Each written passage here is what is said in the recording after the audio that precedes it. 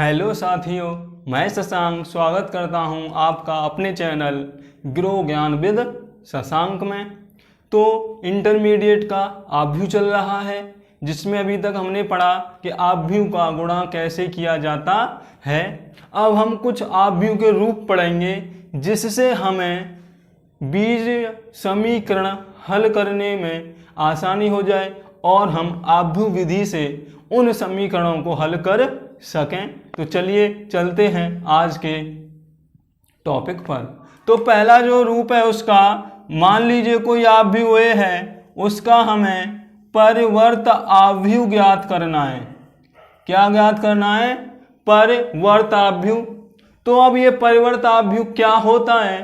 तो वह आव्यूह का वह रूप जिसमें उसकी पंक्ति और स्तंभों को परस्पर बदल दिया जाता है, वह उसका परिवर्त आव्यूह कहलाता है।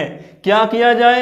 या तो पंक्ति को स्तंभ बना दिया जाए या स्तंभ को पंक्ति, यानी उनको परस्पर बदल दिया जाए, आपस में बदल दिया जाए, तो जो प्राप्त आव्यूह होता है वह उसका परिवर्त आव्यूह प्राप्त होता है। कैसे? कि मान लीजिए हमारा कोई आव्यूह एक ए है, 1 2 3 4 5 6 7 8 9, ऐसे करके ये कोई मेरा आव्यूह है और इसका हमें परिवर्त आव्यूह ज्ञात करना है। तो परिवर्त आव्यूह को हम डैश लगा के प्रदर्शित करते हैं। परिवर्त आव्यूह कैसे दिखाते हैं? एक के ऊपर एक डैश लगा देते हैं, जिससे हमें पता लग जाता है कि ये वाला परिवर्त आव्यूह है। तो परिवर्त आव्यूह में क्या करना है? हमें पंक्ति को स्तंभ बना देना है या स्तंभ को पंक्ति। तो मैं तो भाई अपने दिमाग के हिसाब से पंक्ति को बना ले रहा हूं। आप चाहते हो कि नहीं स्तंभ को बनाएंगे तो स्तंभ को बना लीजिए। बनाना एक ही है, या तो पंक्ति को स्तंभ बना दो या स्तंभ को पंक्ति, सभी को। तो पहली पंक्ति है 1 4 7, तो 1 4 7 मेरा पहला स्तंभ बन गया। दूसरा पंक्ति है 2 5 8, तो दूसरा स्तंभ हो गया 2 5 8। तीसरी पंक्ति है 3 6 9, तो तीसरा स्तंभ बन गया 3 6 9। तो ये वाला जो आया वो मेरा इस आव्यूह का ये वाला परिवर्त आव्यूह आ गया। तो परिवर्त आव्यूह जान गए होंगे निकालना, निकाल दोगे, कोई दिक्कत है नहीं ना? क्यों? क्योंकि आप या तो पंक्ति बदल दो या स्तंभ बदल दो। चलो स्तंभ को चेक करते हैं क्या वास्तव में ये परिवर्त हो जाता, सेम आता। तो देखो पहला स्तंभ है 1 2 3, तो इसको पंक्ति बनाया तो 1 2 3 आ रहा है, सेम आ रहा है। 4 5 6 दूसरा स्तंभ था, 4 5 6 को मैंने पंक्ति बना दिया, 4 5 6 ये भी सेम आ रहा है। 7 8 9 7 8 9 ये भी सेम आ रहा है। यानी कि चाहे तो आप पंक्ति बदलो चाहे बदलो स्तंभ, आपका परिवर्त आव्यूह सेम ही आएगा। और अगर सेम नहीं आ रहा तो आपने फिर आंसर को गलत कर रखा है। आगे चलते हैं, आगे निकालते हैं आव्यूह ए का मापांक, या अंग्रेजी में बोले तो मॉड। अब मॉड कैसे निकाला जाता है? तो एक पंक्ति के सापेक्ष आव्यूह का विस्तार करके हम मॉड निकालते हैं। विस्तार क्या होता है कि मान लीजिए आव्यूह ए है, अगर मैं 1 को लेके इसके सामने वाला इसके नीचे वाला छोड़ दूं, 4 को लेके इसके सामने वाला नीचे वाला छोड़ दूं, और 7 को लेके इसके इधर वाला यानी पंक्ति और ये स्तंभ छोड़ दूं, तो जो बचेगा उसका मल्टीप्लाई करके हमारा निकल के आ जाता है मॉड या मापांक। तो निकालिए। तो इसमें याद रखना प्लस से शुरू होता है, प्लस माइनस ऐसे करके चलते हैं। तो पहला अवयव लिखा हुआ है 1 प्लस का लिख लिया, 1 के सामने की पंक्ति है 4 7, वो फिनिश, 1 2 3 ये भी फिनिश। क्या बचा? 5 और 6 8 और 9। लेफ्ट साइड से मल्टीप्लाई करते हैं राइट साइड की ओर, तो कर दीजिए। 5 का 9 में करोगे तो आएगा 45, और 6 का 8 में करोगे तो आएगा 48। यहाँ पर तो प्लस लगा हुआ है, लेकिन दूसरा आएगा माइनस का। तो 4 के नीचे 5 6 है, 4 के और पास 1 और 7 है, तो क्या बचेगा? 2 और 3 8 और 9। कौन बचेगा? 2 3 8 9। तो 2 का मल्टीप्लाई 9 में, क्योंकि लेफ्ट से राइट करेंगे, तो 2 का 9 में गुणा करोगे तो आएगा 18, माइनस 3 का 8 में करोगे तो आएगा 24।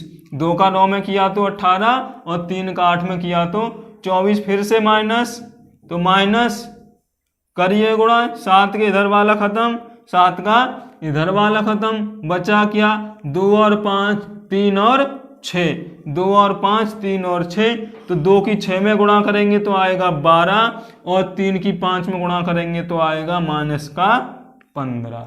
यानी जो ब्रैकेट के अंदर है वो माइनस का, जो ब्रैकेट के बाहर है वो प्लस माइनस। सबसे सरल तरीका, जो विषम स्थान पर आए उसको प्लस लेंगे, जो सम स्थान पर आए उसको माइनस लेंगे। क्लियर हो गया होगा, कोई दिक्कत नहीं है। सॉल्व कर लो, आप जानते ही हो, इंटर में पढ़ रहे हो। 45 में से 48 घटाओ तो आएगा माइनस का 3, माइनस 3 का 1 में मल्टीप्लाई कर दोगे तो हो गया माइनस का 3। यहां भी माइनस का बचा 6 का 4 में गुणा करोगे तो माइनस माइनस गुणा प्लस, और 6 का 4 में किया तो आ गया 24, यहां प्लस आता। 15 करोगे 12 घटाओगे तो माइनस का 3, और यहां 7 कर दोगे तो आएगा माइनस का 3 सत्ते 21। कैसे किया, प्लस का 1 माइनस का 4 प्लस का 7। मैंने क्या बोला था, पहले प्लस फिर माइनस फिर प्लस फिर माइनस फिर प्लस फिर माइनस, जैसा क्रम हो उतना हम चलते जाते हैं। तो पहली पंक्ति के सापेक्ष ये क्या कर दिया मैंने, इसका विस्तार कर दिया, उसके बाद मल्टीप्लाई करके सॉल्व कर लिया, और जो आंसर बचा 21 और 3 24, 24 से 24 कैंसल, आंसर बचा 0, यानी कि जो इसका मापांक आ गया वो आ गया 0।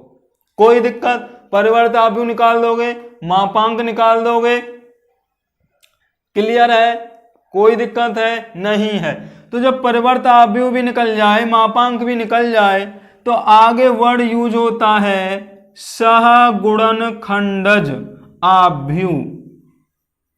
तो सहगुणनखंडज क्या होते हैं, तो प्रत्येक अवयव के सापेक्ष जब हम विस्तार करते हैं आव्यूह का, तो जो जो अवयव हमें प्राप्त होते हैं वे होते हैं उसके सहगुणनखंडज, और जिनको अगर हम एक आव्यूह में रख दें और उसको कर दें परिवर्त तो वो बन जाता है सहगुणनखंडज आव्यूह। अब सहगुणनखंडज आव्यूह की हमें क्यों जरूरत पड़ेगी, क्योंकि हमें निकालना है किसी आव्यूह का व्युत्क्रम आव्यूह, यानी कि उस आव्यूह का इनवर्स आव्यूह।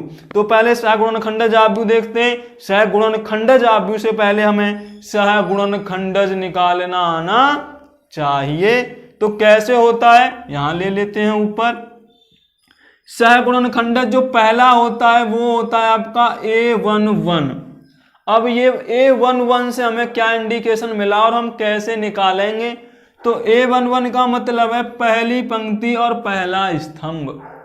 पहली पंक्ति और पहला स्तंभ आपको छोड़ना है, और जो बचा है उसका मल्टीप्लाई करके आपको एक अवयव निकाल लेना है, तो वो आ जाएगा सहगुणनखंडज का पहला अवयव।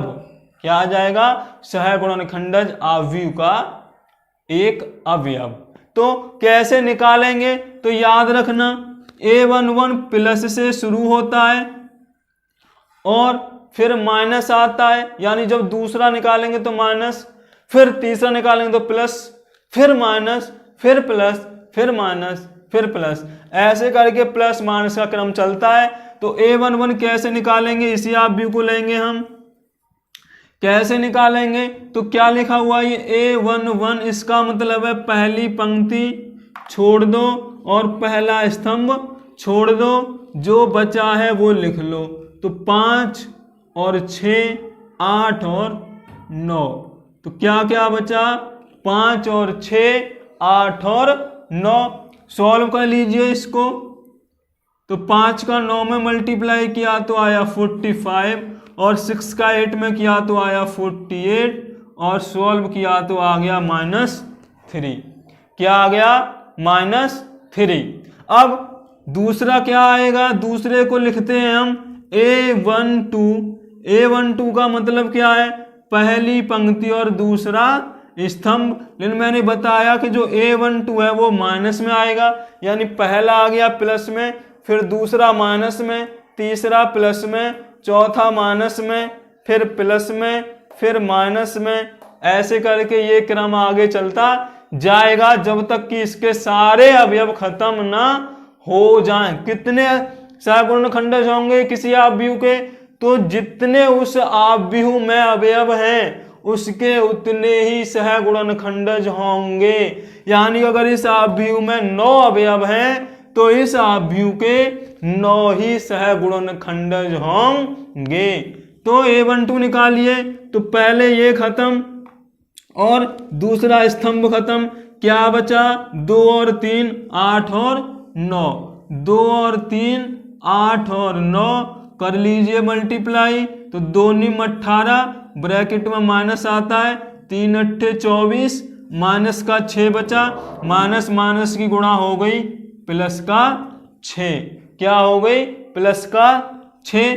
आगे निकालिए 1 3 आएगा क्योंकि भी तीसरा अवयव भी है, तीसरा स्तंभ भी है। तो पहली पंक्ति फिनिश, तीसरा स्तंभ फिनिश, क्योंकि अब प्लस का आएगा, यहाँ प्लस फिर माइनस फिर प्लस।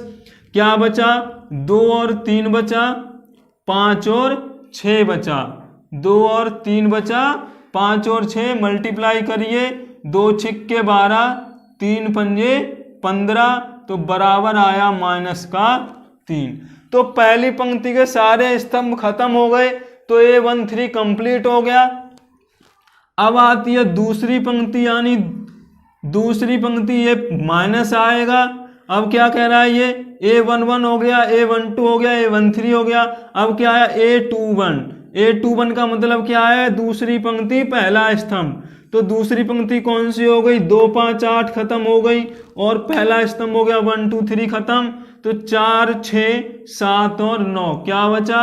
4 6 7 और 9। सॉल्व करिए। माइनस 4 निम 36 और 6 सत्ते 42, घटाओगे माइनस का 6 बचा, माइनस माइनस की गुणा की तो आ गया प्लस का 6। क्लियर हो गया? कोई दिक्कत होगी नहीं। उम्मीद करता हूं। A22 निकालेंगे, 2 2 आएगा प्लस में, क्योंकि plus minus plus minus plus. 2 2 का मतलब क्या हो गया? दूसरी पंक्ति दूसरा स्तंभ खत्म। बचा क्या? 1 और 3 बचा, 7 और 9 बचा। 1 और 3 7 और 9 सॉल्व करिए। 1 निम्मा 9 माइनस 3 सते 21 बराबर आएगा 21 में से आप 9 घटाओगे, माइनस का ही ज्यादा है तो माइनस का 12। A23 निकालेंगे अब, यानी दूसरी पंक्ति और तीसरा स्तंभ। क्या बचा? 1 और 3 माइनस का आना है, plus minus plus minus plus minus. कितना बचेगा? दूसरी पंक्ति और तीसरा स्तंभ करोगे तो 1 और 3 बचा, 4 और 6 बचा, तो बराबर माइनस 1 छिक्के 6, 3 चौका 12, माइनस का 6, माइनस की 6 की माइनस में गुणा करेंगे तो हो जाएगा प्लस का 6। कोई दिक्कत नहीं। यानी अब तीसरा स्तंभ भी खत्म हो गया। अब तो आगे बचा नहीं, तो दूसरी पंक्ति भी हो गई फिनिश। फिर क्या आएगा? A31 किस में आएगा? प्लस में आएगा, क्योंकि माइनस ऊपर हो चुका है। Plus minus plus minus plus minus plus. ये बहुत ध्यान देना है इस पर, क्योंकि अगर एक भी सिंबल हमने गलत लगा दिया तो पूरा ही सवाल हमारा गलत हो जाएगा। इसलिए ध्यान से, दिमाग से, आराम से समझ के काम करना है। तो 31 आया प्लस में। 31 का मतलब क्या है? कि तीसरी पंक्ति पहला स्तंभ। तो तीसरी पंक्ति पहला स्तंभ जब आप फिनिश करोगे तो बचेगा आपका 4 और 5 7 और 8, तो बराबर कितना हो जाएगा? 4 अट्ठे 32 और 5 सत्ते 35, तो बराबर आ गया माइनस का 3। आ जाइए आगे A32 पर। तो जो 32 है वो आएगा माइनस में। तो तीसरी पंक्ति दूसरा स्तंभ कितना बचा? 1 और 2 7 और 8, तो पहले माइनस 8 एकन 8, 2 सत्ते 14 माइनस के 6 की 6 में माइनस में गुणा करोगे तो आएगा प्लस का 6, और लास्ट आपका आता है अब A33 प्लस आ जाएगा 33 का मतलब तीसरी पंक्ति तीसरा स्तंभ।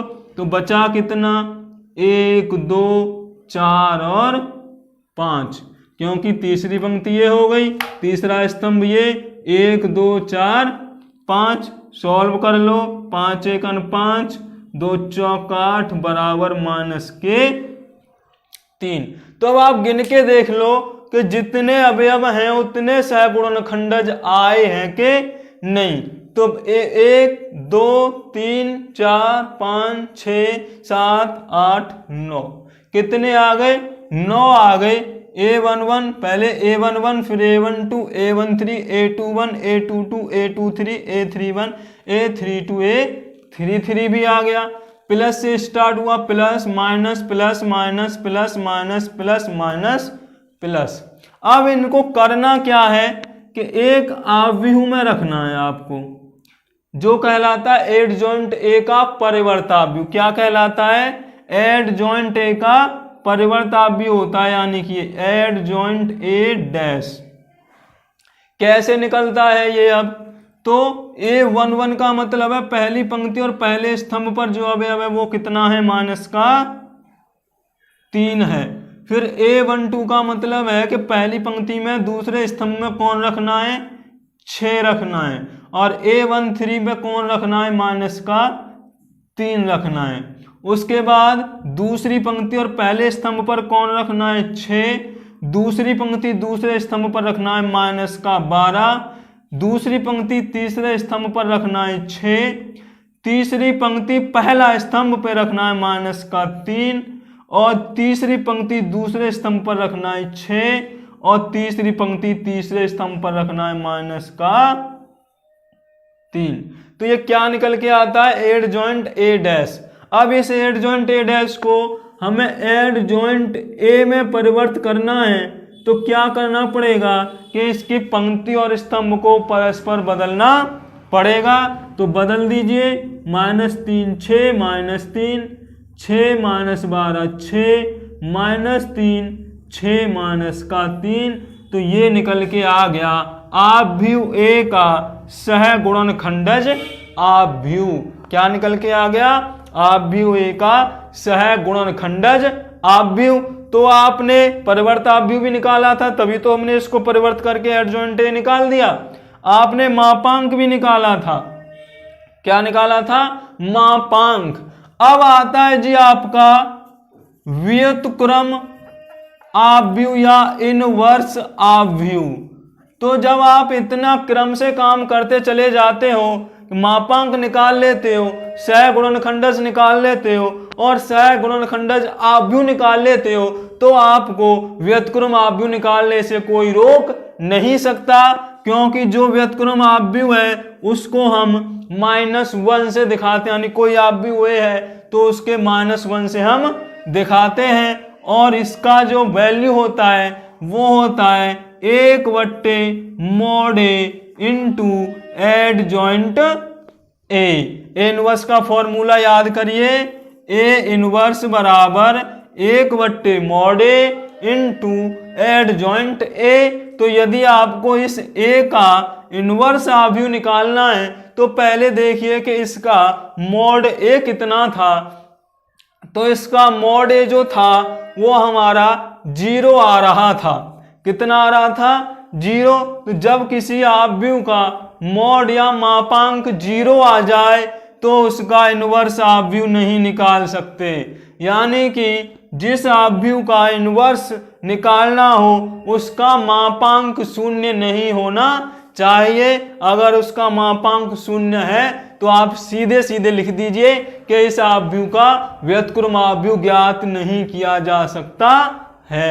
अगर ज्ञात किया जा सकता तो मान लीजिए इनवर्स यहां पर 0 की बजाय 3 होता, तो कैसे निकाल देते, हम 3 ले लेते और एडजॉइंट ए जो है वो ले लेते और प्रत्येक अवयव में लगा देते 3 से भाग, तो वो आ जाता आपका व्युत्क्रम आव्यूह। क्या आ जाता, व्युत्क्रम आव्यूह। तो एकदम अब मापांक, सहगुणनखंडज, सहगुणनखंड आव्यूह और व्युत्क्रमाव्यूह आप निकालना सीख गए होंगे। तो अगर अब आप सीख गए हो तो इंटरमीडिएट में आपके लिए इससे ज़्यादा कुछ भी निकालना नहीं पड़ेगा। अब आपको निश्चित ही आव्यूह के जितने नंबर हैं वो आपको मिल सकते हैं। तो इसी के लिए बने रहिए आप मेरे साथ, मेरे चैनल गिरो ज्ञान विद शशांक में, और चैनल को कर दीजिए सब्सक्राइब। और अब आगे जो आने वाली वीडियोज होंगी उसमें मिलेंगे आपको केवल और केवल यूपी बोर्ड पेपर में आने वाले क्वेश्चन ही बस। बाद बाकी अब आप एक्सरसाइज इन फॉर्मूलों से स्वयं कर सकते हो। तो हम लेकर आएंगे यूपी बोर्ड के लिए आव्यूह से आने वाले बोर्ड में सवाल। तो इसके लिए आपको मेरा चैनल करना पड़ेगा सब्सक्राइब, बेल आइकन को दबा दीजिए और बने रहिए मेरे साथ।